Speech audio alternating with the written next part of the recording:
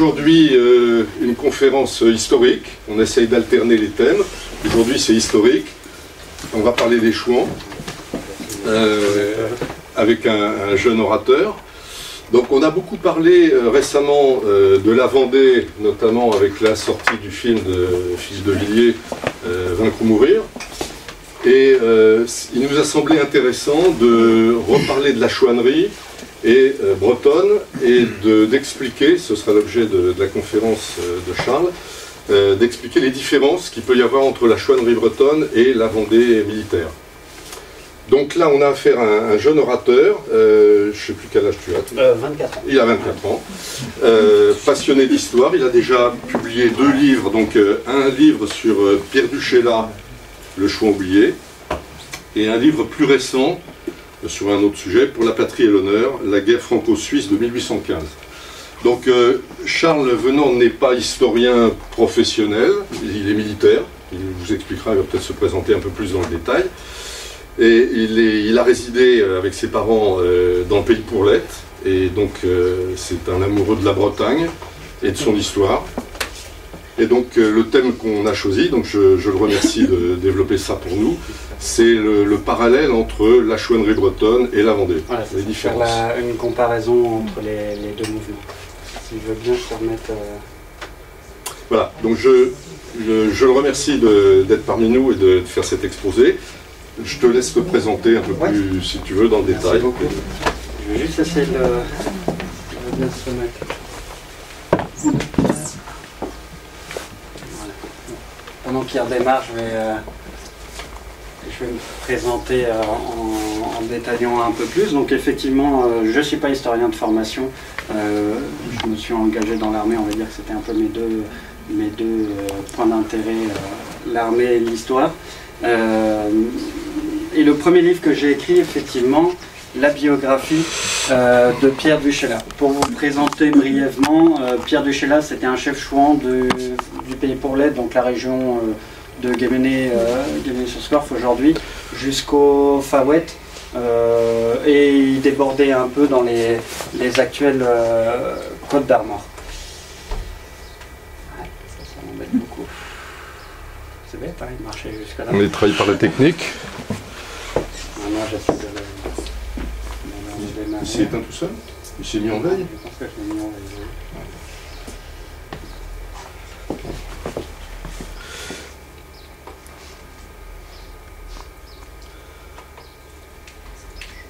Hop, ça, on va faire tout bête.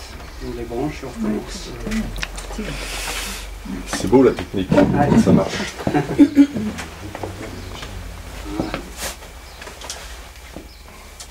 Voilà. Donc la biographie sur Pierre Duchéla, effectivement, elle est assez inédite. Alors, mine de rien, elle n'a pas l'air assez épaisse, assez fournie comme ça. Mais pour vous donner un ordre d'idée, jusque-là, tout ce qu'on connaissait de Pierre Duchéla, c'était une biographie de 6 pages à 4 recto verso, un peu approximative, qui n'était pas très consistante.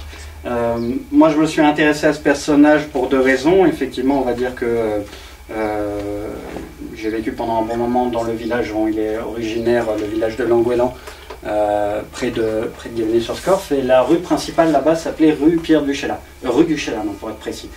Et c'est vrai que tout le monde savait plus ou moins que c'était un chouan, mais sans pouvoir dire grand-chose.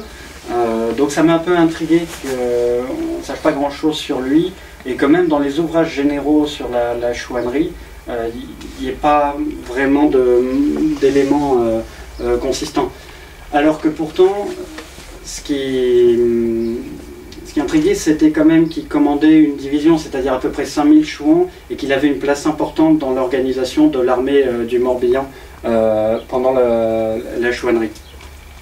Donc j'ai fait tout un travail de recherche. Alors d'abord c'est balayer toute la bibliographie sur les ouvrages un peu généraux sur la chouannerie, puis ensuite sur les biographies d'autres chefs chouans qui étaient ses voisins et ses compagnons d'armes. Donc on a, voilà, comme on est à Avignon, donc comme Pierre Guillemot par exemple, évidemment en passant par Cadoudal, Jean-Jean qui était le chef plutôt de la région de Pontivy. Donc en recoupant un peu toutes ces informations, on voyait apparaître, se dessiner un personnage un peu plus précis. Hop. Désolé, vraiment faire deux choses en même temps, c'est pas... Voilà, là ça devrait marcher. Et ensuite, donc je suis allé faire les recherches donc, aux archives du Morbihan, vraiment aux sources, alors qui sont surtout constituées de documents plutôt républicains, on va pas se mentir, mais en exploitant ces documents, les recoupant avec d'autres sources, ça donnait vraiment beaucoup d'indications sur le personnage, sur qui était Pierre Duchesne. Le personnage commençait vraiment à se dessiner, il y avait une psychologie, une manière d'être, une manière de faire qui commençait vraiment à se dégager de mes recherches. Et donc partant de là, j'ai réussi un peu à comprendre un peu toute la psychologie du personnage et à retracer tout son parcours dans la chouannerie et comprendre qu'est-ce qui avait motivé ses choix. Donc c'est plutôt quelqu'un, alors chose assez surprenante, qui a déposé les armes en 1796 à la fin de la deuxième chouannerie. Et donc de ce que j'ai compris, de ce que j'explique dans mon livre, parce qu'il a déposé les armes, on lui a fait une mauvaise réputation, une réputation de traître, de quelqu'un qui se couche un peu vite. Mais ce que montrent mes travaux, c'est que bien au contraire, pendant ces 4 années au sein de la chouannerie, il s'est vraiment donné, sans compter comme on dit, il a investi beaucoup d'argent, beaucoup de son argent personnel pour équiper les premiers chouans. Il a été un des premiers chouans dans cette région. Il a mené plus d'une 50aine de combats en 4 ans, ce qui est vraiment pas mal. Et surtout, à cause de ça, alors il était marié et avait des enfants, donc sa famille a été prise en otage et emprisonnée, d'abord au Fawet et à Lorient. Donc c'est un peu ce qu'il a fait à sa famille qui l'a un peu motivé à cesser le combat. Mais en poussant un peu plus loin mes recherches, j'ai vu que, bon, officiellement il avait déposé les armes en 1796, il a été un peu sous surveillance policière pendant 2 ans, mais que quand la surveillance s'est relâchée, il a repris ses activités au sein de la chouannerie, il a renoué de la correspondance avec notamment Cadoudal, et on le retrouve même, ça c'était assez impressionnant de découvrir ça, à l'attaque de Saint-Brieuc en 1800. Il participe assez discrètement à l'attaque de Saint-Brieuc. Et sous l'Empire, il deviendra maire de Langoélan. Un maire, il sera aussi consciencieux que quand il était officier dans l'armée royale, avant, toujours aussi soucieux de ses administrés, comme il avait été soucieux de ses soldats quand il était dans l'armée royale, ou soucieux de ses chouans quand il était dans la chouannerie. Donc c'est vraiment une belle figure assez intéressante qui change des profils, des parcours un peu classiques des grands chefs chouans et vendéens qui sont à la limite de la légende ou qui sont un peu plus héroïsés, on va dire. Moi j'aime bien les personnages un peu plus humains, un peu plus terre à terre et un peu plus concrets. C'est vrai qu'en lisant la biographie de Pierre Duchesne, on découvre ce que ça coûtait individuellement de s'engager dans la chouannerie et tous les risques qu'il y avait, aussi bien les risques personnels, les risques matériels, puisqu'il a fini ruiné à l'issue, parce que tout son argent, toute sa fortune, il l'a dépensé pour armer ses chouans. Les risques voilà, qui concernaient plutôt les proches. Sur le deuxième livre, bon, c'est un autre point d'intérêt que j'avais, un peu plus d'histoire militaire pure, mais qui raconte, pour faire simple, le dernier conflit qu'on a eu avec la Suisse, qui se passe pendant les 100 jours, et avec une histoire assez inédite de l'armée suisse qui envahit la Franche-Comté pendant le mois de juillet 1815 au cours d'une campagne militaire assez calamiteuse. Bon, le seul point commun avec les 2 livres, c'est que ça se passe la période Révolution et Empire, qui sont 2 périodes plutôt liées. Donc le sujet de la conférence que je vais vous faire est donc de vraiment faire la différence entre les guerres de Vendée et la chouannerie. Quelque chose que j'ai remarqué dès le début quand je me suis intéressé à la chouannerie, quand j'ai sorti mon livre, c'est que évidemment il y avait une confusion assez courante entre un chouan et un vendéen. Chose tout bête, une anecdote tout bête que j'aime beaucoup raconter, quand j'étais à Paris, il y avait un restaurant où j'aimais bien aller qui s'appelait Le Petit Chouan. Et c'est vrai qu'un jour j'étais là-bas et il y avait d'autres clients à la table à côté qui demandent à la patronne qu'est-ce que c'est qu'un chouan. Et elle répond c'est un vendéen. Ce qui moi m'a, enfin je vais pas réagir évidemment, mais ce qui m'a un peu d'un côté un peu étonné, mais d'un autre côté je me disais que ce raccourci était fait très souvent. Alors que vraiment il y a une différence entre ces 2 combattants, le vendéen et le chouan, et entre ces 2 guerres, les guerres de Vendée et la chouannerie. J'aime beaucoup ces 2 illustrations que je vous ai mis en arrière-plan, qui sont des illustrations d'un peintre vraiment talentueux, l'équivalent d'Édouard Détail, mais pour la chouannerie, qui s'appelle Julien Leblanc. C'est une illustration qu'il a fait pour un roman, La Vengeance des Pots-de-Bique, qui est un roman qui parle de la chouannerie, qui est sorti à la fin du 19e. Et une autre gravure qu'ensuite il a adaptée en tableau, Monsieur Henri de la Roche-Jacquelin chargeant à la tête de ses Vendéens. Je trouve que ces deux images illustrent bien la différence. Vous avez le chef vendéen héroïque qui charge à la tête d'une vraie formation d'infanterie à terrain découvert avec ses Vendéens dans un beau mouvement héroïque. Et vous avez de l'autre côté ces hommes un peu à l'allure un peu sauvage, en peau de bique, les cheveux longs, qui se terrent dans, alors là en l'occurrence c'est une chaumière, on ne voit pas toute la scène, par petits groupes, et qui ont plus l'allure de maquisards ou de contrebandiers, voilà, qui ont plus l'habitude de la petite guerre. Seules ces deux images montrent bien la différence d'ambiance, de mentalité, et vous donnent déjà un premier aperçu de ce qu'est un Vendéen, de ce qu'est un Chouan. Il va se mettre en veille, il ne va pas m'aider. Alors ces deux événements ont pour... on va dire que ces deux guerres ont pour élément déclencheur les troubles de mars 1793 liés à la conscription. On va dire que c'est le point de départ pour ces deux mouvements de rébellion. Les troubles de mars 1793 sont provoqués par une décision, une loi qui a été votée par la Convention le 24 février, de mobiliser 300 000 hommes, de les lever par tirage au sort pour aller défendre les frontières menacées par les armées prussiennes et autrichiennes et la première coalition qui s'est formée contre la France révolutionnaire. Il faut savoir que l'armée d'Ancien Régime, évidemment, avait été complètement décapitée et disloquée pour créer une nouvelle armée révolutionnaire, mais une armée révolutionnaire qui avait très peu d'expérience, certes animée par un patriotisme assez ardent, ce qui est nouveau pour une armée de métier, hein, ce qui ne s'était jamais vu avant en Europe. Je dis bien en Europe parce que l'armée, par exemple, des insurgents américains pendant la guerre d'indépendance américaine était motivée justement par ce patriotisme. Mais cette armée n'est que de 150 000 hommes quand se déclenche la guerre, les invasions étrangères, qui s'est déclenchée en 1792, n'est que de 150 000 hommes. Alors certes, il y a un mouvement un peu de volontariat qui se met en place en 1792, avec l'arrivée notamment des fameux fédérés marseillais et un peu de tous les volontaires issus de toute la France. Mais très vite, ces volontaires font quelques mois, vont combattre sur les frontières, et ceux qui survivent décident de rentrer chez eux, sous prétexte qu'ils ont fait leur temps, et puis que voilà, finalement ça ne se passe pas comme prévu. Donc un an plus tard, en début de l'année 1793, il faut à nouveau renforcer les effectifs. Et là, la Convention met en place une mesure beaucoup plus drastique. On ne fait plus appel aux volontaires. Désormais, il faut tirer au sort parmi la population en prenant tous les gens âgés de 18 à, au début, 25 ans, puis ça sera étendu à 30 ans. D'abord les veufs et célibataires, et ensuite les hommes mariés doivent y passer. Le tirage au sort, c'est un système tout simple. Ça se passe dans tous les villages et villes de France. C'est le maire qui organise le tirage au sort dans sa commune. Il fait venir j'ai oublié le nom, le procureur de la République, ou en tout cas un officier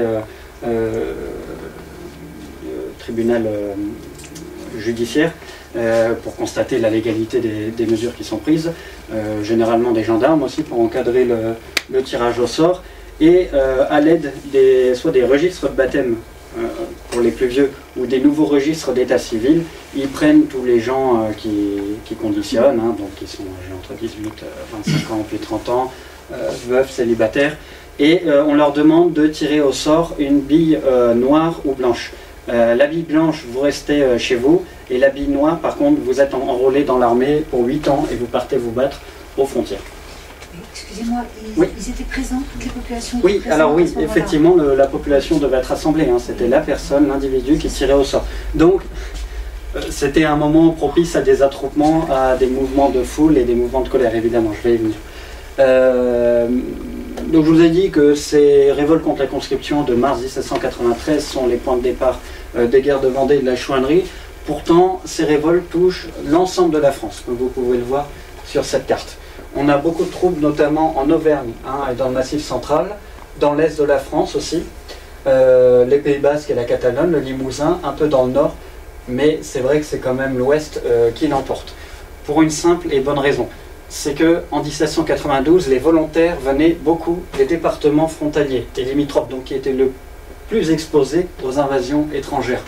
Et du coup, un an plus tard, en 1793, le gouvernement a décidé de mettre un peu plus à contribution les territoires de l'Ouest en leur demandant de fournir plus d'hommes que les territoires de l'Est et les territoires frontaliers.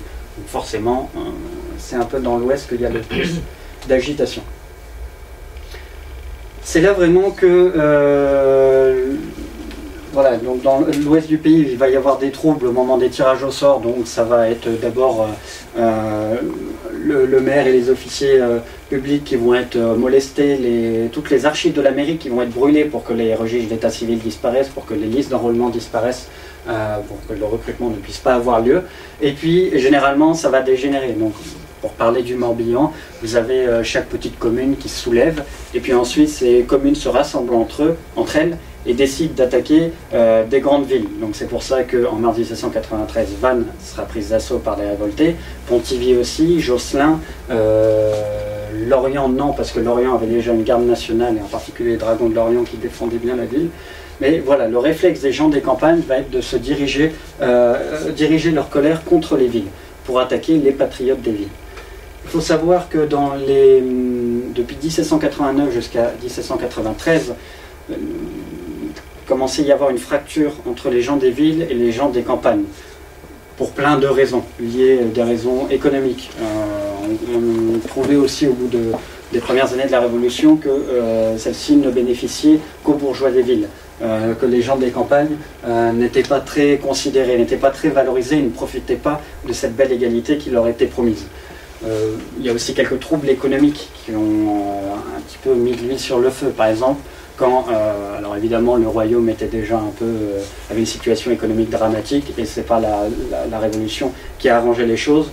Donc très vite, le gouvernement a décidé d'imposer l'assignat. Donc l'assignat qui est notre billet moderne, à la place des espèces sonnantes et trébuchantes. Donc le paysan qui allait vendre sa vache au marché ne comprenait pas pourquoi on lui donnait un bout de papier à la place des pièces d'or ou d'argent qu'il s'attendait à avoir. Et pour lui, le papier n'avait aucune valeur. Donc ça c'est plutôt pour l'année 1791, on a ces premiers troubles qui commencent. 1792, on a aussi des troubles qui apparaissent, il y a la question religieuse. Ça, je ne vais pas m'étendre là-dessus, je pense que vous connaissez très bien ce sujet, mais avec notamment le gouvernement qui demande à ce que les prêtres jurent serment de fidélité à la nation et se détachent du pape, hein, ce qu'on appelle le serment de fidélité, précisément le serment de fidélité à la Constitution. Donc on aura les prêtres jureurs et les prêtres réfractaires. Les prêtres jureurs qui prêtent serment, donc les étages de l'Église de Rome qui sont totalement obéissants au gouvernement et à la République, et les prêtres réfractaires qui refusent de prêter ce serment, qui du coup, au fur et à mesure, par une série de lois qui iront crescendo, on passera de simplement petit délit jusqu'à, c'est carrément un crime d'être un prêtre réfractaire. Au bout d'un moment, il risquait la peine de mort. Donc la population, là aussi, très attachée à ces prêtres, va s'insurger et va plutôt se montrer du côté des prêtres réfractaires. Alors ça ira pas forcément par des attaques contre des garnisons ou voilà, contre n'importe quel symbole du pouvoir, c'est simplement le soutien quotidien aux prêtres réfractaires, il est caché chez eux, c'est aller à la messe du prêtre réfractaire plutôt que du prêtre jureur. Voilà, c'est des tas de petits actes de résistance isolés qui font que dans l'ouest de la France, la population montre plutôt son soutien au clergé persécuté. Voilà. Et puis 1793, ça y est, c'est la mesure de trop, la conscription forcée. Il faut savoir que sous l'Ancien Régime, la conscription n'existait pas vraiment. Il y avait ce qu'on appelait, alors il y avait l'armée professionnelle, où on s'engageait plus ou moins par volontariat, c'est-à-dire que les méthodes de recrutement, quelquefois, étaient un peu exagérées, hein. On saoulait quelqu'un et ensuite on lui faisait signer un papier. Il y a un terme pour ça que j'ai oublié. Et il y avait une deuxième armée qui existait, la milice, voilà, les milices qui servaient de garnison dans les grandes villes et c'était un enrôlement forcé. C'est quelque chose qui existait qui a été mis en place au XVIIe siècle, même fin XVIe siècle, et qui a été aboli, puis rétabli plusieurs fois sous l'Ancien Régime parce que ça provoquait des troubles, aboli définitivement en 1760, et donc du coup, Quand la conscription a été imposée en 1793, tout le monde avait l'impression de revivre l'époque de la milice, qui était absolument détestée. Donc voilà. Ça, c'est pour les grandes lignes. C'est ce qu'il y a de commun entre les futurs territoires chouans et la Vendée. Ils se sont soulevés au même moment, au moment de la conscription. Mais il faut aller à la racine du mal pour que commence à se dessiner une première distinction entre ces deux mouvements. On va parler de la... Voilà, alors oui, quelques illustrations qui montrent les premiers troubles liés à la conscription. Ce fameux tableau montrant l'arrestation des révoltés de Fouesnant, donc dans le Finistère, et puis une gravure, un dessin d'un ouvrage que je trouve un peu plus expressif, voilà, d'une mise en scène d'une révolte au moment de la conscription. Vous voyez donc les paysans qui s'en prennent aux gardes nationaux. Et puis derrière, vous voyez un peu l'apparat qui était mis avec cette espèce de tribune, avec des rubans un peu partout, ces officiers d'état civil un peu emplumés. Et on voit même un prêtre, à mon avis, qui doit être un prêtre jureur, mais c'est vrai que le prêtre, au début, en tout cas le jureur, était invité à délivrer pas un certificat de moralité, mais presque montrer que la personne était de bonne moralité, et puis aussi à certifier les actes extraits des registres de baptême des paroisses, hein, je vous le disais, pour les préventions. Voilà. Pour vous montrer un peu, je vais faire un petit retour en arrière, mais effectivement une des principales distinctions entre les Chouans et les Vendéens, ce sera une distinction territoriale.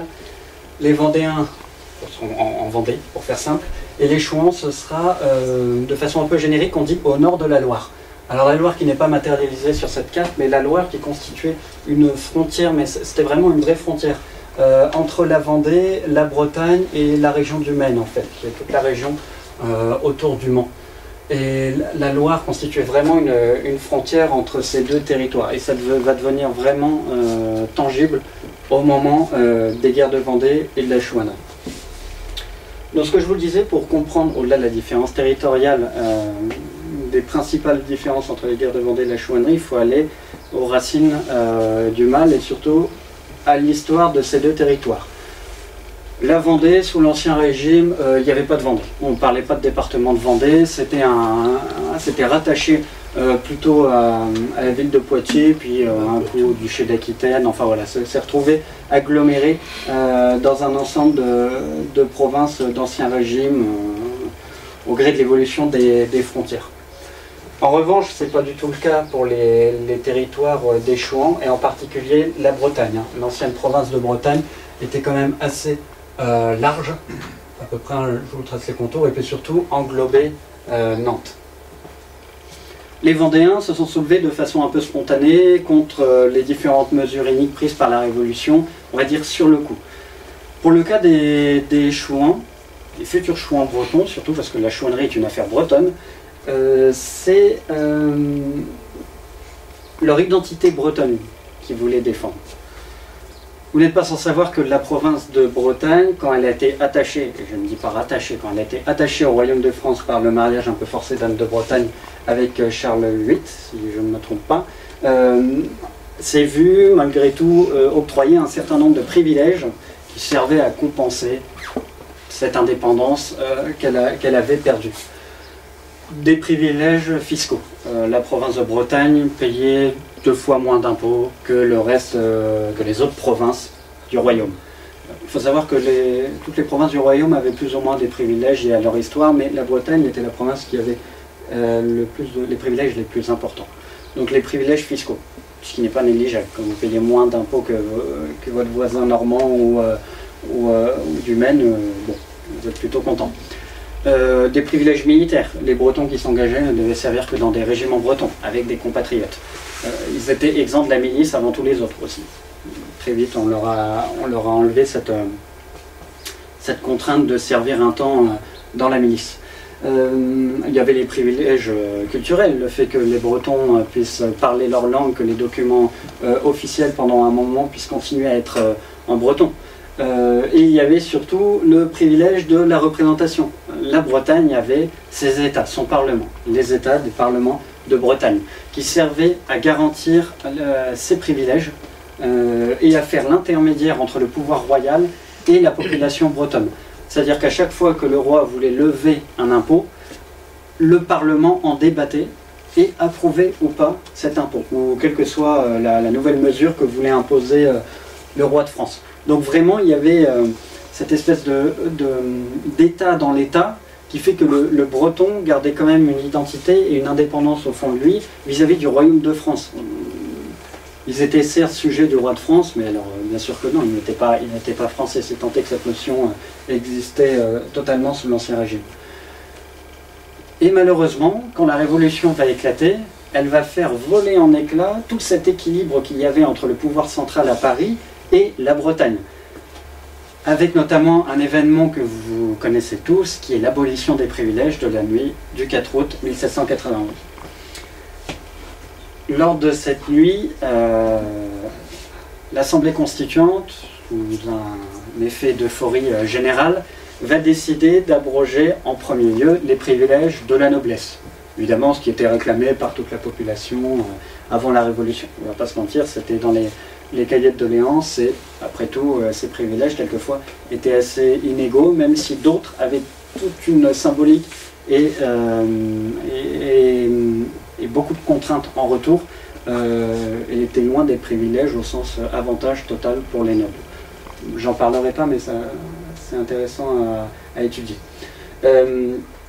Et après, au cours de cette nuit du 4 août, après avoir abrogé les privilèges de cette noblesse, les députés bretons qui sont présents, qui étaient plutôt partisans de la Révolution, on ne va pas se mentir là aussi, vont décider de jeter aux orties les privilèges de leur province. Sans mandat, sans rien, sans consultation de la population, c'est ce petit groupe de députés bretons qui vont décider, pour faire un geste, de dire on va supprimer les privilèges des provinces, et en premier lieu, on va commencer par nos privilèges à nous, ceux des Bretons. Et donc tous ces privilèges que je vous ai énumérés vont disparaître au cours de la nuit du 4 août. Et ça, évidemment, c'était inconcevable pour les Bretons. Jusque-là, ils s'étaient montrés plutôt favorables à la Révolution, je veux dire, dans ses débuts, l'année 1789, où vraiment on était sur du changement nécessaire, où tout le monde pensait qu'on se dirigeait, même les Anglais le pensaient, vers une monarchie constitutionnelle qui était un peu plus adaptée à l'époque et à la France. Dans les cahiers de doléances bretons, on trouve beaucoup de réclamations liées au domaine congéable et à tout ce qui concernait la condition du paysan. Rien de très idéologique, c'était plutôt terre à terre, quoi. Vraiment des améliorations matérielles nécessaires.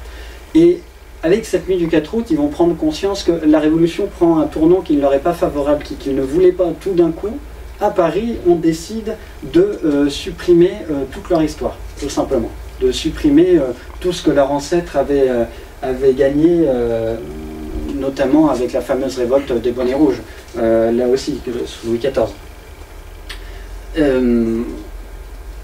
Et donc, les premiers contre-révolutionnaires bretons vont apparaître à ce moment-là.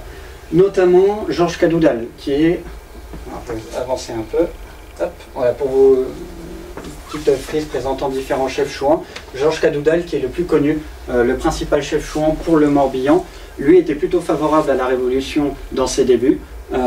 Et puis vraiment, avec la nuit du 4 août, il prend conscience que non, c'est pas le tournant qu'il veut avoir et que la Révolution prend un tournant beaucoup plus extrême. Donc là, une première opposition va se manifester. Et il y a surtout un deuxième personnage, je ne sais pas si vous le connaissez, Armand Tuffin de la Rouërie, plus connu simplement sous le nom de la Rouërie, qui va se poser comme le défenseur des droits des Bretons contre la Révolution. Et pourtant, tout dans le personnage de la Rouërie ne le prédisposait pas à prendre à revêtir le rôle du contre-révolutionnaire, au contraire. La Rouërie, c'était donc un noble breton, le château de la Rouërie, qui se trouve du côté de Fougères, si je ne dis pas de bêtises. Donc on est encore en Bretagne, enfin territoire breton pour être précis. La Rouërie, donc petit noble qui s'est engagé dans l'armée française, vraiment le noble qui s'ennuie, c'est-à-dire il y aura des histoires assez incroyables sur lui, il fera un petit temps à Paris, à la cour à Versailles, il se retrouvera à se battre contre un cousin du roi pour une histoire de poulet mal cuit. C'est une vraie histoire, on la retrouve absolument partout et lui-même ne l'a pas contesté. Il a tiré l'épée pour une histoire de cuisson de poulet. Donc il y a ce côté un peu, il s'ennuie quoi. Beaucoup d'histoires romanesques, beaucoup d'histoires d'amour aussi, voilà, il essaye de vivre à sa manière. Et arrive la guerre d'indépendance américaine et il va décider, avant Lafayette, de partir en Amérique, aux États-Unis, enfin dans les futurs États-Unis, pour apporter son soutien et pour participer à la Révolution américaine. Et donc il va y aller vraiment avant Lafayette, hein. Il y arrive 8 mois avant ou 6 mois avant, mais c'est vraiment le premier Français à aller aider les insurgents américains. Il va lever une petite légion de chasseurs à cheval qui va équiper à ses frais. Il va gagner une certaine reconnaissance de la part de George Washington qui lui décernera un brevet de colonel dans l'armée américaine. D'ailleurs le portrait, je ne sais pas si on voit très bien, mais effectivement il porte sa tenue dans l'armée américaine, un bleu avec ses revers jaunes, et puis cette espèce de bombe à crinière qui était un peu à la mode à l'époque pour les chasseurs à cheval, et puis qu'on trouve dans les unités d'infanterie, même en France au début de la Révolution. Bon. Et donc il va faire toute la guerre d'Amérique dès ses débuts jusqu'à la fin. Peut-être parce qu'il était moins en odeur de sainteté à la cour que Lafayette, et ben du coup il n'aura pas cette même reconnaissance qu'a eu Lafayette et n'arrivera pas, enfin il ne l'a jamais voulu d'ailleurs. Lafayette lui était un idéaliste, voulait que le roi apporte son soutien aux colonies américaines insurgées, que l'armée française soit envoyée là-bas, voilà, là où Larouéry, qui se faisait appeler en Amérique colonel Armand, c'était son pseudonyme, lui voilà, restait en Amérique et combattait là-bas, ne voyait pas plus loin. Et il reviendra donc en Bretagne avec quand même donc après que les États-Unis aient gagné leur indépendance, il va revenir en Bretagne quand même avec un certain prestige. Ça c'est vrai.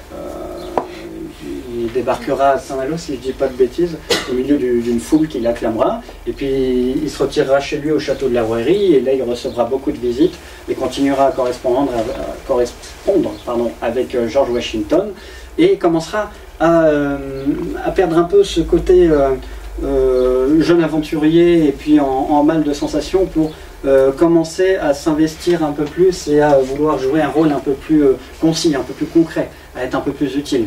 Donc il va s'investir un peu plus dans la vie politique bretonne, notamment voilà, en nouant des réseaux parmi les parlementaires bretons, et jusqu'à faire partie d'une députation qui sera envoyée à Versailles en 1788, si je ne dis pas de bêtises, au cours de la dernière crise grave qu'il y aura entre le Royaume de France et la province de Bretagne.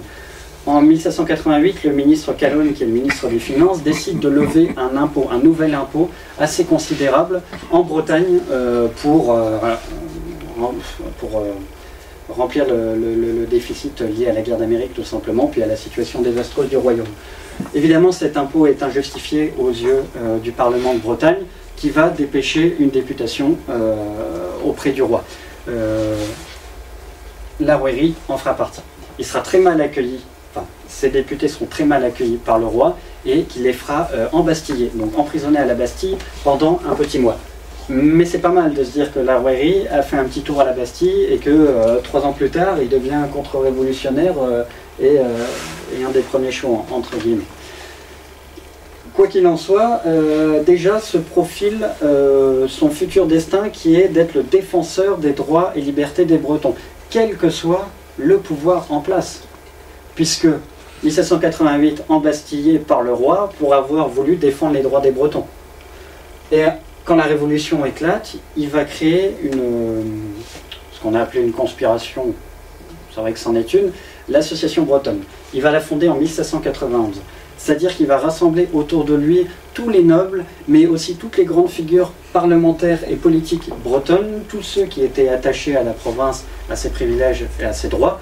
Il va les rassembler au sein de l'association bretonne, qui au début est juste un mouvement politique pour que la défense des droits bretons soit assumée par le biais politique. Et puis très vite ça va dériver, lui et aussi les autres nobles vont estimer que c'est une insurrection armée qu'il faut préparer. Donc il ira en Angleterre au cours de l'année 1791-1792. Il va chercher du soutien auprès des princes immigrés en exil, du soutien auprès des Anglais, hein, c'est du soutien matériel, financier, c'est important. Et les Anglais vont y répondre favorablement. Très vite, ils vont commencer à débarquer des armes. Et Larouérie va pouvoir constituer toute une petite armée qui va s'étendre dans quasiment toute la Bretagne.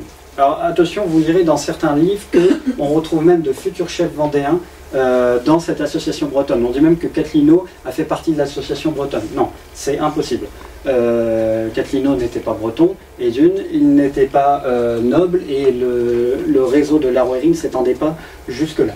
C'est un réseau vraiment bien organisé. Vous avez Larouérie qui est le chef, vous avez les coalisés qui sont un peu son état-major et puis les plus proches qu'il connaît personnellement. Et ensuite, vous avez tous les affiliés, qui sont ceux qu'il connaît un peu moins, mais qui font partie du réseau par une série d'intermédiaires disséminés dans tout le territoire.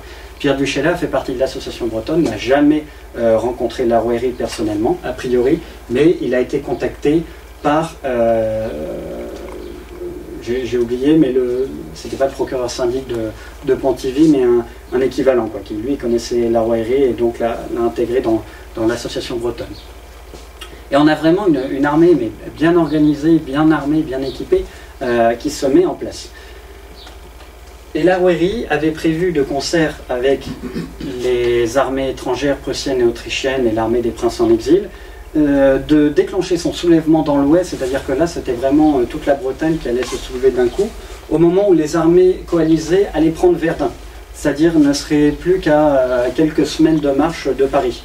Donc Paris allait pouvoir être pris et que dans le même temps, pour porter le coup de grâce à la Révolution, l'ouest allait se soulever. C'est vraiment un plan génial hein, dans ces grandes lignes, l'idée est vraiment bien, c'est-à-dire que tout est organisé et il y a une synchronisation parfaite dans le plan de bataille. Sauf que malheureusement, l'armée prussienne va être arrêtée à Valmy, qui va vraiment marquer un coup d'arrêt dans leur avance qui était, on va pas se mentir, plutôt longue. Je fais une petite parenthèse, s'il y en a parmi vous, je vous recommande de lire le dernier numéro de Guerre et Histoire, qui est consacré à l'armée révolutionnaire et qui parle justement des premières guerres de la Révolution et qui montre bien le point de vue des armées étrangères quand elles ont envahi la France. En fait, elles allaient très lentement, elles étaient très prudentes. C'était pas du tout une marée dévastatrice qui envahissait l'est de la France.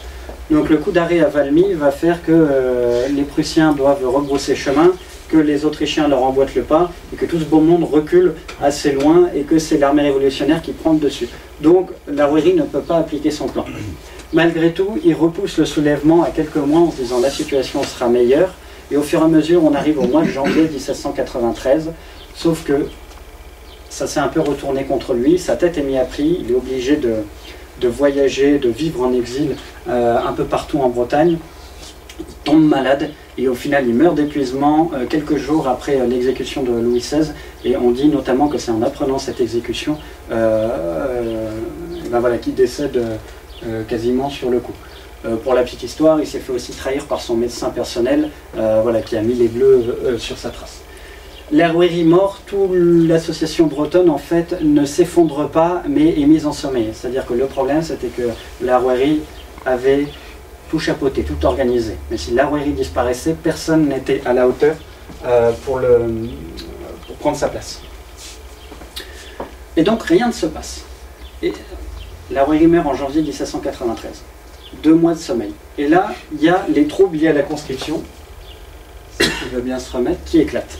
Et c'est du coup à ce moment-là que l'association bretonne se réveille et que toute l'organisation, toute la petite armée qu'avait prévue Larouérie se dit qu'elle a un rôle à jouer. Alors attendez, je suis désolé. C'est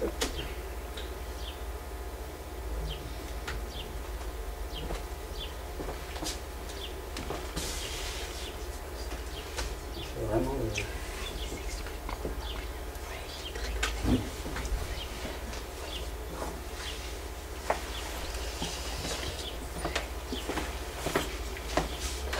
On va faire pareil.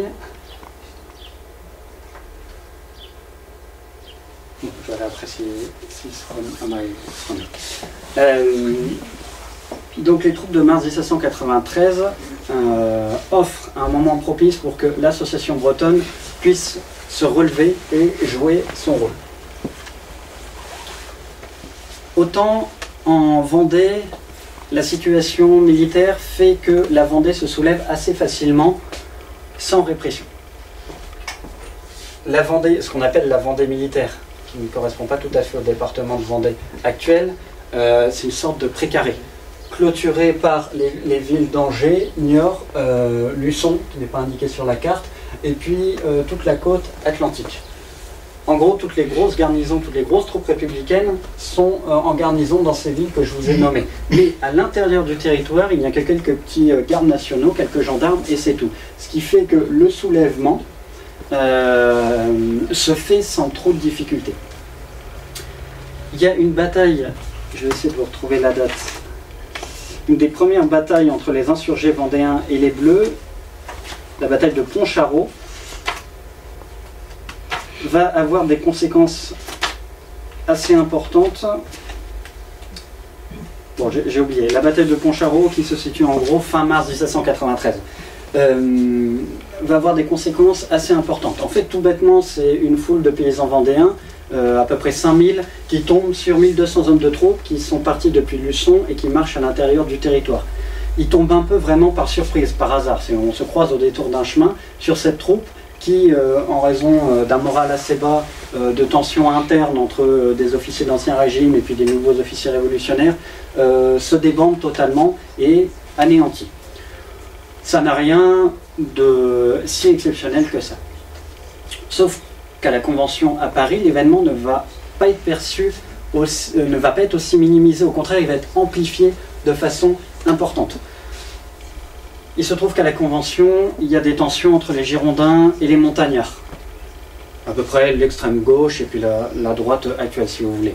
Donc l'extrême gauche, les sans-culottes, qui tentent de donner un tournant beaucoup plus radical à la Révolution, face à des révolutionnaires plutôt modérés, qui eux auraient bien voulu garder la forme de monarchie constitutionnelle. Donc on est à un moment important de la Révolution française où ces deux axes commencent à se séparer et où le parti radical tente de l'emporter.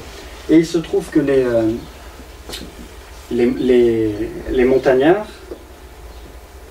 donc plutôt on va dire les sans-culottes, vont exagérer l'événement de Pontcharrault, la bataille de Pontcharrault, en disant le général républicain qui commandait cette armée, c'est un vendu, c'est un traître, du coup les Vendéens vont incarner la contre-révolution à eux seuls, c'est-à-dire ils vont, comment vous expliquer, la Convention ne les montrera pas comme des simples paysans insurgés contre une mesure inique, mais simplement qui s'inscrit dans un temps bien précis, la conscription. Ils vont faire des Vendéens le symbole de la contre-révolution qu'il faut anéantir. Parce que sinon, la révolution elle-même est en danger. Et c'est pourquoi, très vite, ils vont désigner cette insurrection en Vendée sous le nom de guerre de Vendée. Ils vont appeler ça une guerre. C'est pareil, c'est les conventionnels qui ont décidé d'appeler cette révolte une guerre. Et du coup, ça va prendre un tournant radical, puisqu'ils vont estimer que les Vendéens ne sont plus des citoyens égarés, c'est vraiment les ennemis de la France et de la Révolution. Et donc du coup, on tombe aussi dans un extrémisme assez rapidement. Les Vendéens doivent être anéantis. Donc la guerre de Vendée va être assez brève. La guerre de Vendée va être assez brève, ça c'est un fait.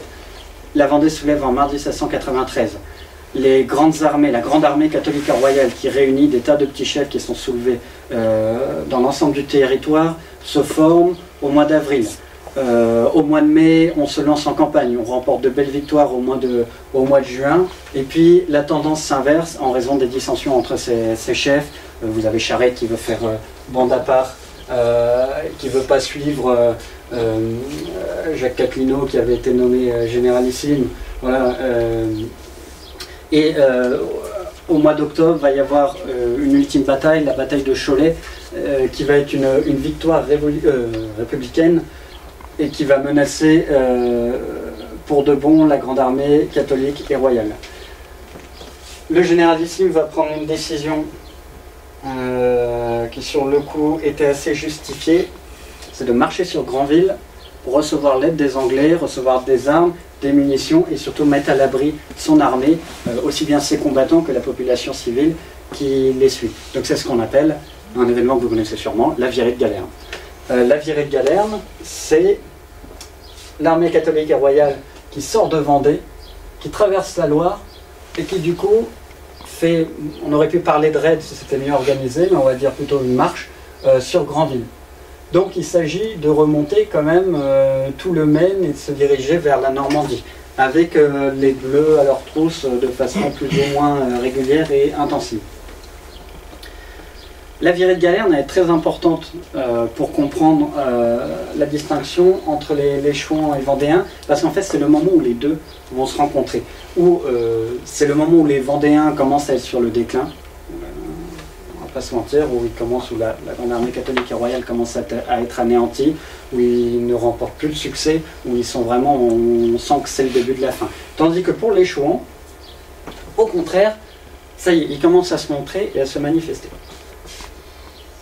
Quand l'armée catholique et royale vendéenne va marcher vers Granville, ils vont passer par toute une bande de territoires que je vous ai mis en vert, qui est effectivement ce que je vous dis depuis tout à l'heure, l'ancienne province royale du Maine, enfin une partie, et qui surtout, c'est ce territoire à la frontière entre la Bretagne et le reste de l'ancien royaume de France. C'est là que la chouannerie va éclore, c'est là que les premiers chouans vont apparaître, et plus précisément, le premier d'entre tous, qui est Jean Cottereau, dit Jean Chouan. Nous retrouvons ici. Il faut savoir que Jean Chouan, alors, il a un profil vraiment atypique. On n'est pas du tout, vous savez, pour les Chouans, on n'est pas du tout, pour les chefs Chouans, tout cela, on n'est pas du tout sur le même profil que tout cela. Jean Chouan, c'était un contrebandier, un faussonnier, quelqu'un qui trafiquait le sel. Qui trafiquait le sel entre la Bretagne et le royaume. Pourquoi ? Je vous l'ai dit, la Bretagne payait 2 fois moins d'impôts que le reste, et était exemptée d'impôts, notamment sur le sel, que le reste du royaume.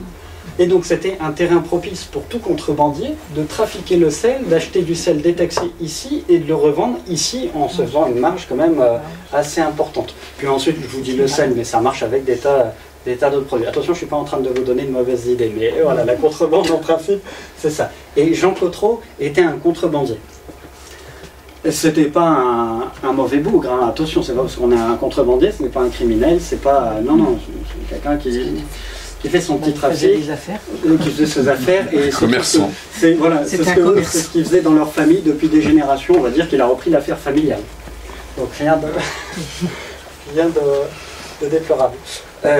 C'était quelqu'un qui est animé d'une vraie foi, notamment. Ça, c'est important de le souligner, qui était très attaché à sa religion. Il se trouve que dès 1791, l'abolition des privilèges de la Bretagne va le mettre entre guillemets au chômage. Il va se montrer très vite, alors il est de la région de Saint-Ouen-des-Foix qui se situe. En gros par là, mais vu qu'il y a les images par-dessus, pas trop situées. Très vite, sa petite contre-révolution à lui va se matérialiser sur son territoire quand il va se prendre à ce qu'on appelle les patriotes, hein, donc ceux plutôt favorables à la révolution, quand il va se bagarrer avec des patos, comme on disait. Et puis au fur et à mesure, du coup, ça va prendre de l'ampleur. C'est-à-dire que de simples petites querelles personnelles contre des patriotes qui étaient ses voisins et tout ça, ça va prendre de l'ampleur. C'est-à-dire que de plus en plus, il va être mal vu par les autorités et en fait, lui aussi va être classé dans la catégorie contre-révolutionnaire. Donc, il va finir par prendre, entre guillemets, le maquis, avec notamment ses frères, les frères Chouan étaient assez connus, qui eux aussi étaient contrebandiers, va rassembler d'autres... vous savez, on parlait de réseau en venant, c'est vraiment ça, c'est rassembler des gens dans les territoires environnants qui ont les mêmes idées, qui partagent la même haine contre la révolution, les rassembler, puis organiser des petits coups de main rapides contre les patriotes, récupérer des armes à droite à gauche, et quelquefois en combattre directement. Dans les débuts, quand même, on n'est pas vraiment sûr il n'y a pas beaucoup de morts, pour faire simple.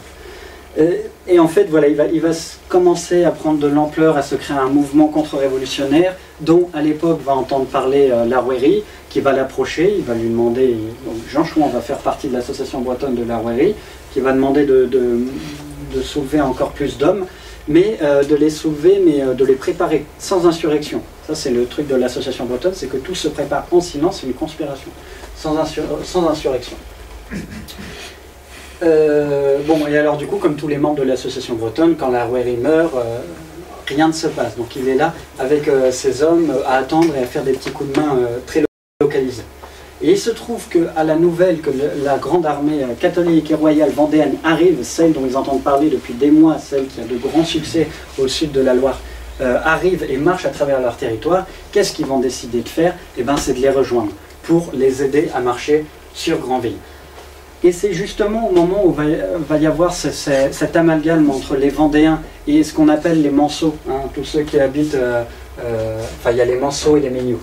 Les Manceaux, tous ceux qui sont autour du Mans, et les Mégnaux autour de Laval, hein, dans la zone que je vous ai mis en vert, vont rejoindre l'armée vendéenne. Les Vendéens vont les distinguer d'eux en les appelant les Chouans, justement. Au début, en parlant de Jean Chouan, qui était un peu le chef de tous ces hommes qui les avaient rejoints, tous ces hommes au nord de la Loire qui les ont Chouans. Et puis de façon un peu générique, ça va devenir les Chouans. Tous ceux qui ont rejoint les Vendéens pour combattre au nord de la Loire sont devenus les Chouans. Pour la petite histoire, le terme Chouan, d'où ça vient? En fait, c'est le père de Jean Cotreau, je ne devrais pas l'appeler Jean Chouan, c'est Jean Cotreau, c'est une famille, qui déjà avait hérité de ce surnom de Chouan, qui vient de Chahuan, qui veut dire un peu taciturne dans son coin. C'est vrai que le père de Jean Chouan était plutôt connu pour être un peu renfrogné. Donc, par extension, voilà, les filles sont héritées du titre, et au final, le surnom s'est étendu à bien plus qu'une simple famille. On sort aussi l'explication de la chouette, que ça vient de la chouette, que c'était le cri de ralliement des contrebandiers.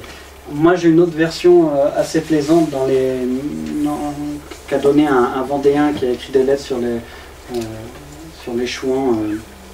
Il dit, c'est pas le cri de la chouette, c'est que les Vendéens, pour les houspiller un peu ces gens du Maine qui avaient refusé de s'amalgamer totalement à eux, avaient l'habitude de les huer, de faire un peu ouh comme ça pour dire ah vous voulez faire bande à part, vous voulez pas être mélangé avec nous. Donc ouh, le cri de la chouette en fait. Donc on a un peu simplifié ça en disant ah c'était leur cri de ralliement. Non, un peu... Voilà. Et il y a une autre version que j'ai soutenue pendant un bon moment qui est donnée dans les mémoires un mémoire d'un Chouan doré. J'ai oublié ça m'embête, il faut que je vous le sorte. Alexis de Loer, voilà. De la région dorée. Lui, il donne une explication beaucoup plus bretonne linguistiquement. Il dit que Chouan vient du mot, je vais peut-être le prononcer très mal, Choualaner, qui veut dire chasser les mauvais oiseaux de nuit. Donc en fait, les chouettes, tous ces oiseaux qui portent malheur.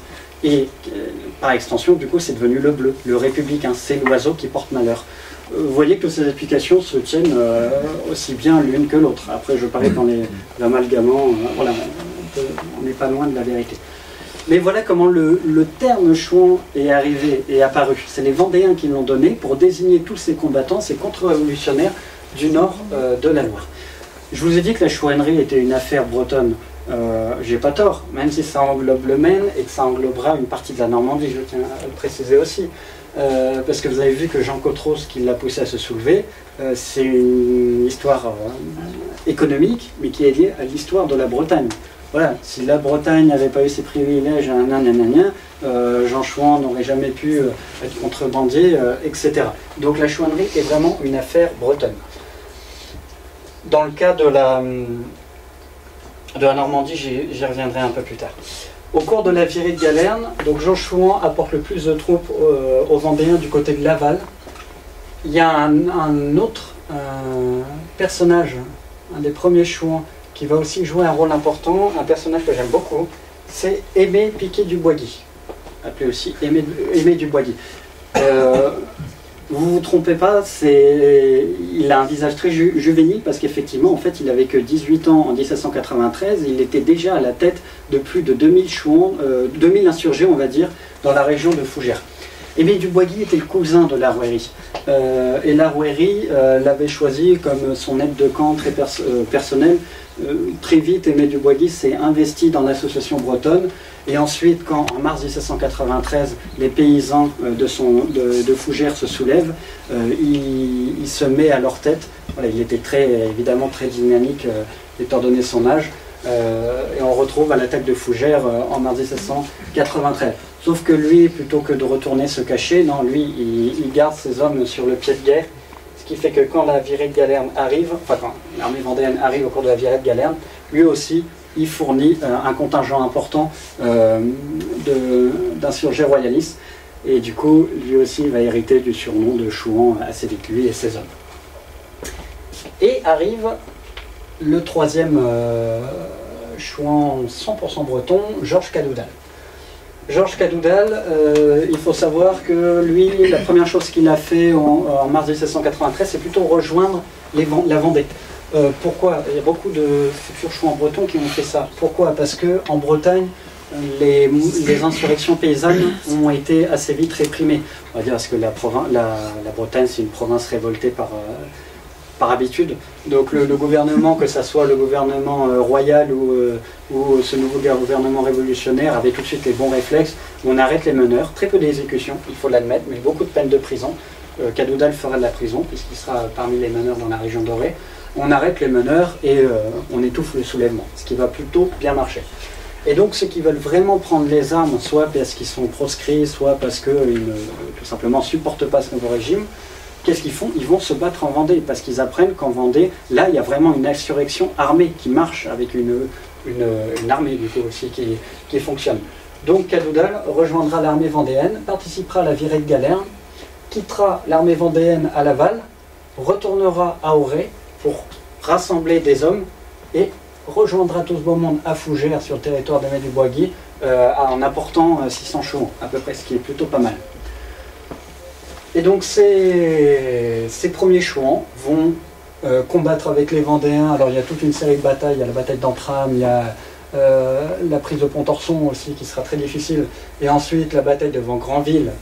Granville il ne tombera pas, donc les Anglais ne pourront pas apporter de toute façon la flotte anglaise n'était pas au rendez-vous, mais les Anglais ne pourront jamais débarquer d'armes et tout ce dont avait besoin l'armée vendéenne, qui décide de rentrer chez elle, voilà, avec une retraite vraiment dramatique. C'est-à-dire que toutes les troupes républicaines des environs, que ce soit de Rennes, que ce soit d'Alençon en Normandie, leur tombent dessus. Ils ne peuvent pas traverser la Loire devant Angers, sont obligés de se replier sur le Mans où ils sont définitivement anéantis. Les Chouans, donc ceux que je vous ai nommés, généralement rentreront chez eux au cours de la bataille du Mans, enfin qui est plutôt une défaite et puis une retraite, un sauve-qui-peut général. Donc Georges Cadoudal quitte l'armée vendéenne au Mans. Jean Chouan l'aura quitté un peu avant. Aimé de Boisguy, pareil, quittera au moment de la bataille du Mans. Ça se passe en deux temps, hein, les guerres de Vendée et la chouannerie. Là, c'est le seul moment où ils ont en commun, parce que pour la bataille du Mans, c'est la fin de l'armée vendéenne, la fin vraiment de la guerre de Vendée au sens propre du terme. On passe plutôt dans l'épisode là, colonnes infernales, les répressions féroces. Tandis que pour les Chouans, ces premiers Chouans, non, ils rentrent chez eux avec leurs hommes, avec leurs armes, avec leurs munitions, et ça y est, ils soulèvent leur territoire. Je pense que j'essaie d'accélérer. Oui, peut-être. Carrément. Voilà, donc je vais essayer vraiment d'accélérer.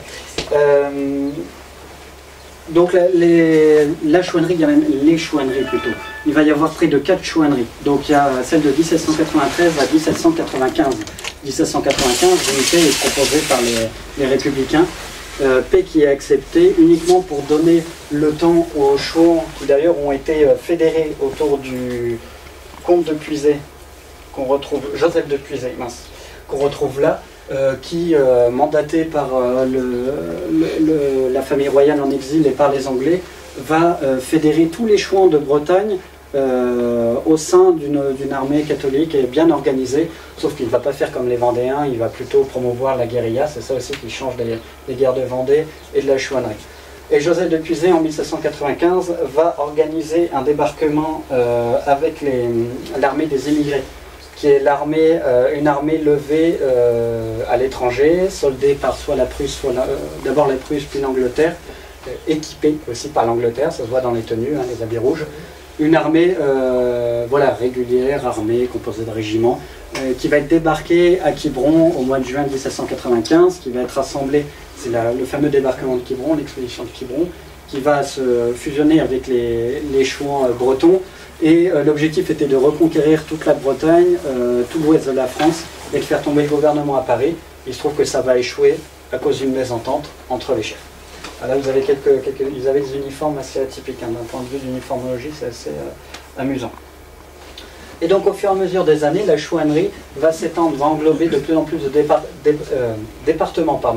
Vous voyez qu'elle prend racine dans cette zone-là, et puis en 1794, elle va commencer vraiment à s'étendre en Bretagne, sachant que le Morbihan sera toujours la zone la plus active, et c'est elle qui rayonnera sur tous les territoires insurgés voisins, et qui mènera la danse, entre guillemets. C'était à chaque fois, que font les Morbihanais? Et ben on fait pareil, du coup. Ceux d'Ille-et-Vilaine, même les Normands se caleront sur eux. Après l'échec de Quiberon, la chouannerie continue, enfin la deuxième chouannerie continue jusqu'en 1696, nouvelle paix à l'issue, et une nouvelle chouannerie débute en 1799. Assez intéressante au vu du contexte politique, mais bon, je ne vais pas détailler, sinon ça prendra encore plus de temps. Un petit mot sur nos amis normands qui se sont soulevés. Il faut savoir que certes, il y a eu des Chouans en Normandie en 1793, mais qui étaient plutôt concentrés dans la région de Flers. On est quand même dans ce qu'on appelle les marches de Bretagne. Hein. Ils se sont soulevés parce qu'ils avaient le soutien des Bretons de Fougères. Et au final, la chouannerie normande s'étendra dans 2 départements et un peu aussi quand même dans le Calvados. Parce que les princes en exil enverront Louis de Frotté, qui était un Normand, pour soulever ces territoires. Mais là, on est un peu plus sur le schéma, un peu comme les résistants pendant la Seconde Guerre mondiale. Enfin, on ne parachute pas à l'époque, mais en gros, c'est la même idée. On parachute un chef dans un territoire avec mission de soulever ce territoire à l'aide d'armes et d'équipements et d'argent provenant de l'extérieur. On n'est pas sur la même dynamique que les premiers Chouans. Les raisons ne sont pas les mêmes. Il faut reconnaître quand même que les Chouans normands seront les derniers à combattre. Louis de Frotté, arrêté en 1801, exécuté à Verneuil-sur-Avre, et ça continuera pendant un bon moment. 1799, certes, on trouve des Chouans dans toute la Bretagne, tout le Maine et une bonne partie de la Normandie, mais en fait on est plus sur de la petite chouannerie, du petit brigandage. Les Chouans n'ont plus le soutien de la population, n'ont plus de chef. Cadoudal sera arrêté un an plus tard. Pierre Mercier aussi, voilà, Louis de Frotté, c'est le début du consulat, donc c'est Bonaparte qui arrive au pouvoir et qui se montrera entre guillemets très intelligent parce qu'il décapitera la tête du mouvement en arrêtant très souvent par traîtrise les grands chefs encore en activité. La Vendée a quelques petits soulèvements épisodiques comme ça, mais vraiment très faibles. La Vendée, 1795, c'est les colonnes infernales. La Vendée est vraiment anéantie au sens propre du terme. Donc les Vendéens, ceux qui ont le courage de tenter de reprendre les armes en 1799, ils ont un sacré traumatisme derrière eux. Donc on ne peut pas leur en vouloir de ne pas avoir soutenu autant qu'il le fallait. Voilà, pour montrer un peu plus ces tableaux, quelques tableaux représentant des épisodes de Quiberon. Un que j'aime beaucoup, qui montre le mépris qu'avaient les soldats immigrés pour ces Chouans en peau de bête, en haillons. Voilà, on a cette scène où un officier et un soldat toisent un peu un petit groupe de Chouans. Ça jouera beaucoup dans l'échec du débarquement. On a une scène du rembarquement catastrophique de cette armée des émigrés et des Chouans à la fin du mois de juillet 1795, quand ils seront enfermés dans la presqu'île. Une scène montrant le général Loche, donc un brillant général républicain, il faut l'admettre, qui lui a lancé la pacification de la Bretagne pour qu'elle mène la chouannerie. Le général Loche, voilà, qui regarde les combats sur la plage de Plouarnel, hein, vraiment au nord de la presqu'île. Une scène, c'est dommage que le tableau n'est pas en très bonne qualité, montrant tous les émigrés qui seront prisonniers à l'issue de l'expédition de Quiberon, hein, vêtus d'uniforme anglais, hein, ça c'est assez atypique, et en l'occurrence enfermés dans l'église dorée. Ça c'est la scène se passe voilà, dans l'église dorée. Il faut savoir qu'il y aura des exécutions de masse, je crois qu'on est à près de 600-700 fusillés, prisonniers qui seront fusillés par les républicains après l'échec de l'expédition de Quiberon, alors qu'ils avaient donné leur parole de ne pas le faire. Et le tableau sans doute le plus connu, voilà pareil, le rembarquement des troupes à Quiberon. On voit la population civile autour de Monseigneur, j'ai oublié, mais qui était l'évêque du Léon, tandis que les troupes de ligne tentent de ralentir les républicains. Toujours des œuvres de Julien Leblanc que j'aime beaucoup, pas toujours exactes en matière d'habits, même si là on a un peu vraiment l'image du Chouan. Alors vous avez celui avec le brago-bras, hein, assez ample, mais qui en vrai c'est un vêtement, pour ceux qui connaissent les vêtements traditionnels bretons, plutôt de la région de Quimper, si je dis pas de bêtises. Et Quimper, des Chouans, il n'y en avait pas beaucoup dans ce coin-là. Donc des Chouans en brago-bras, on n'a pas dû en voir beaucoup sur les champs de bataille. Celui-là est un peu plus authentique, je trouve. Effectivement, il porte un bonnet rouge, qui était souvent le bonnet des marins. D'ailleurs, la révolte des bonnets rouges, ils choisiront ce symbole pour ça. Les marins, très souvent, avaient un bonnet rouge. Et pour la petite histoire, le bonnet phrygien des révolutionnaires vient d'ailleurs du bonnet des marins qui a été étendu aux galériens. Donc c'est vraiment un objet maritime. On voit d'ailleurs un petit détail amusant, il a une giberne, la petite sacoche en cuir où il porte ses cartouches avec une banderole jaune à liseré blanche qui était la banderole portée par les gendarmes. Oui, très souvent ils s'équipaient en fonction des dés bleus qu'ils avaient abattus, et on trouvait beaucoup de gendarmes évidemment qui étaient en première ligne contre les Chouans, donc ils désarmaient et ils leur prenaient leurs armes, leurs munitions, tout ce qu'il fallait pour combattre. Voilà. Et comme le montre le tableau, contrairement aux Vendéens, on est sur de la guérilla, hein. Les Vendéens, hein, ils ont formé une belle armée pour combattre bannières déployées dans des belles batailles rangées. Évidemment, les Chouans, en voyant ce qu'avaient vécu les Vendéens, ils se sont dit non, c'est vraiment pas pour nous. Donc c'était la petite guerre, la guérilla, hein, l'initiative individuelle, on fait des cartons et puis on disparaît dans la nature. D'ailleurs, c'est important de dire, trop souvent on croit que les Vendéens employaient cette technique. Par exemple, au Puy du Fou, vous avez tous vu le dernier panache, où Charette mène des embuscades. Au début, non, quand Charette ne mène pas des embuscades, aucun Vendéen ne menait d'embuscade. Ils étaient vraiment sur des grandes batailles à terrain découvert. Et Charette, ensuite, qui au fin de compte aurait pu être classé dans les Chouans, parce que lui-même était breton et était pays de Retz, qui est vraiment collé à la Bretagne. Ensuite, quand il a continué, lui a continué jusqu'en 1795-1796, Charette a mené la guérilla justement en copiant les Chouans, en se disant ils ont été un peu plus malins, mais voilà, donc lui menait une embuscade. La guerre d'embuscade, c'est vraiment une particularité des Chouans, pas des Vendéens. Oui. Et là, alors là quand même, ça j'aime beaucoup ce tableau, parce qu'il est totalement faux. En fait, ça représente un combat dans la région de Fougères, une colonne républicaine formée en carré, harcelée par les Chouans d'Émile Boisguy qui attaquent. Ça fait partie des rares batailles à découvrir dans la chouannerie. Des batailles rangées, il y en a eu, surtout dans la région de Bignon justement, avec les landes de Lanvaux et tout ça, voilà un terrain propice à des batailles à découvert. Et il y en a eu aussi un peu dans le Nord. Je ne sais pas si certains d'entre vous sont abonnés à la revue Souvenirs Vendéens, mais je sors dans le prochain numéro un article sur les uniformes des Chouans. Ils ont tenté de porter des uniformes militaires sous l'impulsion des officiers nobles qui les commandaient. Et ben il y a les descriptions de cette fameuse bataille dont j'ai oublié le nom. En fait, 4 colonnes de Chouans qui harcelaient ce petit bataillon carré de soldats bleus, et l'une était vêtue en gris, l'autre d'uniforme anglais, l'autre en vert, et la dernière était vraiment habillée d'habits civils. C'est dommage parce que Julien Leblanc a préféré céder au romanesque plutôt qu'à la réalité de la situation, en montrant les Chouans dans des costumes civils, qui sont même assez plutôt approximatifs. Si vous voulez vraiment quelque chose qui représente la tenue un peu courante des Chouans, c'est plutôt ça. Bon, on retrouve les brago-bras, mais ce personnage que vous voyez à droite qui protège le prêtre réfractaire, il a une blouse. Et c'est vrai que très souvent, les Chouans allaient se battre, en tout cas au début, dans la tenue du moment. Donc les ouvriers, les artisans partaient se battre en blouse. On retrouve, ça je l'ai vu dans les archives en travaillant sur Pierre Duchesla, on retrouve aussi beaucoup de marins déserteurs qui arrivaient avec leur paletot de marin, leur pantalon de marin, une tenue comme ça. Alors il y avait la fameuse peau de bique que je vous ai montré sur la première illustration, qui est plutôt l'apanage de Jean Chouan et ses fauçonniers, mais la peau de bique qui était un habit assez courant, c'est vrai, qui se protégeait du froid, qui donnait vraiment une allure terrifiante au Chouan.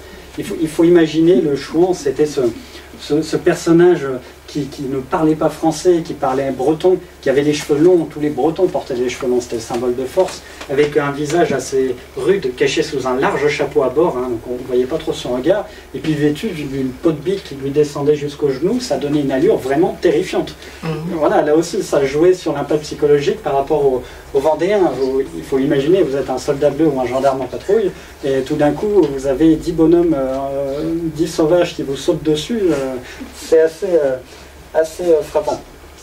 Le fait aussi, oui, qu'ils parlent breton, ça jouait beaucoup pour embrouiller les pistes, parce que la plupart des soldats bleus ou même des gendarmes sur le territoire, on va dire que 15% des gendarmes étaient vraiment bretons, le reste venait de territoires à l'extérieur, et les troupes de ligne, on n'en parle même pas, c'était que des régiments venant d'autres provinces, personne ne parlait breton. Donc l'astuce c'était de les embrouiller soit en parlant breton, en leur donnant de fausses indications, c'était assez amusant. Et puis vous voyez, voilà, vous avez sinon la veste de paysan courte, pareil, assez courant, évidemment les sabots quand ils n'étaient pas pieds nus, et puis quand même des guêtres pour couvrir le bas des jambes. C'est vrai qu'il y a quand même quelques témoignages qui disent que dans les premiers troubles, ils prenaient l'habitude d'enfiler leur tenue de paroisse. Vous savez, chaque paroisse ou chaque pays avait ça, qui existe encore aujourd'hui, ça vous l'avez tous vu, avait une tenue, un gilet qui lui était propre. Et c'est vrai que par élégance, beaucoup aimaient aller au combat en portant le gilet de leur paroisse. Mais très vite, ça s'est un peu perdu, on va dire. Voilà. Deux autres œuvres alors qui rejoignent directement en fait l'histoire de Pierre Duchesla, le raid de la poudrerie de Pont-de-Buis, une poudrerie du côté de Brest, pour préparer le débarquement de Quiberon. Pierre Duchesla a été mis à la tête de 500 hommes pour partir de Guéméné-sur-Scorff, traverser tout le Finistère qui n'était pas chouan, qui n'était pas insurgé, attaquer la poudrerie Pont-de-Buis, charger toute la poudre et repartir avec 5 charrettes, ce qu'il a réussi à faire pour préparer le débarquement de Quiberon. C'est un raid assez intéressant parce que ça montre la rapidité qu'ont eu les Chouans pour traverser un territoire qui ne leur était pas acquis.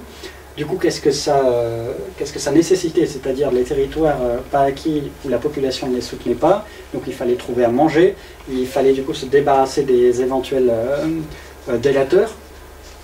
Et ensuite, comment attaquer une poudrerie par surprise en un après-midi, charger tout ça sur des charrettes, donc s'alourdir, ralentir le train de cette troupe, et traverser tout le Finistère en sens inverse, sachant que toutes les garnisons républicaines étaient en alerte.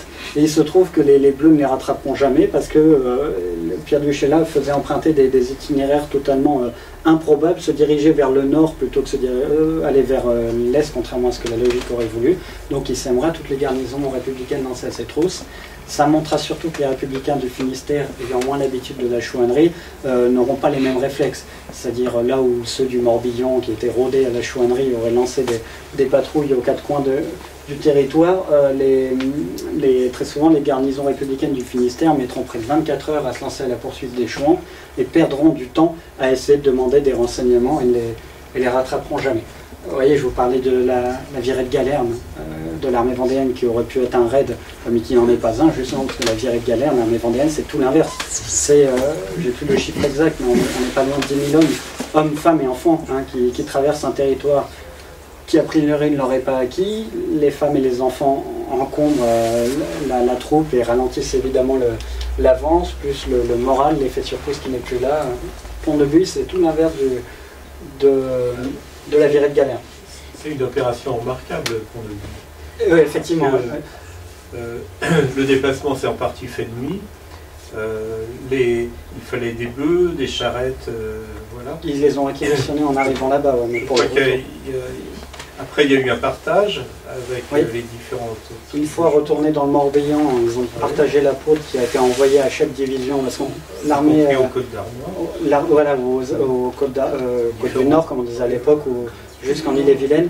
Il faut savoir que les Chouans, il y avait vraiment une armée de constitués, hein, avec des divisions, des compagnies, des paroisses, tout était très hiérarchisé militairement pour une question d'organisation, et pas pour une question de tactique, attention. Et l'autre tableau, qui est l'attaque du Fawet en janvier 1795, on est sur les escaliers qui mènent à la chapelle Sainte-Barbe, exactement, merci beaucoup. Ça a légèrement... Enfin non, ça n'a pas trop changé. L'attaque a été faite sur le Fawet. Oui, sur le Fawet. À l'intérieur, pas tellement chez Sainte-Barbe. En fait, la retraite, évidemment, ils sont débandés dans tous les coins, donc des combats ont continué à avoir lieu du côté Sainte-Barbe. Et il est très probable qu'en fait, Pierre du Chayla, il n'y a aucun portrait qui le représente, mais étant donné que c'est lui qui a mené l'attaque sur le Fawet, on peut supposer que ce soit du coup ce personnage qu'on voit là, qui a assez l'allure d'un noble, même si c'est un peu caricatural. Hein. Les nobles, des fois, en tout cas les nobles bretons, les nobles à tête des Chouans, parfois on ne les distinguait pas de leurs propres paysans, tellement ils étaient aussi pauvres et mal vêtus que... Voilà. Mais plutôt bien pour qui connaît les lieux, c'est assez évocateur ce tableau, je trouve. Avec, bon, petit anachronisme, un magnifique drapeau blanc à fleur de lys, qui n'était pas du tout le style des Chouans. Évidemment qu'ils ne s'encombraient pas d'un drapeau, c'était pas du tout leur technique. Voilà, et on termine sur deux cartes postales assez inédites, mais qui présentent de vieux Chouans en plus, là, vieux Chouans de Pont-Calais, plutôt dans ce coin-là. Alors, vous voyez, là, il a revêtu son bel habit de paroisse, je pense, pour la photo, mais celui à droite a la fameuse Podbic. Je pense qu'il a mis exprès pour montrer justement, d'ailleurs ils mettent en costume de guerre, l'allure qu'il pouvait avoir. C'est assez intéressant, puisque ce sont les seuls visages réels de Chouans qu'on peut avoir. Il y a une autre carte postale aussi, mais un peu plus douteuse, qui présente un personnage qui présente comme un Chouan, mais qui a priori serait un peu un usurpateur, donc j'ai choisi de vous garder que ces deux-là. On note le gilet à 1000 boutons du Pays Pourlette. D'ailleurs, les Chouans du Pays Pourlette étaient souvent surnommés 1000 boutons, justement parce que leur gilet avait beaucoup plus de boutons, leur gilet de paroisse avait beaucoup plus de boutons que les autres. Et puis ils portent un petit chapeau, contrairement au grand chapeau qu'on a tendance à imaginer ou qu'on voit dans les œuvres de Julien Leblanc. Voilà, j'espère que ça, même si j'ai vraiment accéléré, à chaque fois je ne maîtrise pas du tout le timing, mais j'espère que ça vous aura donné un bon aperçu de la différence entre un Chouan et un Vendéen.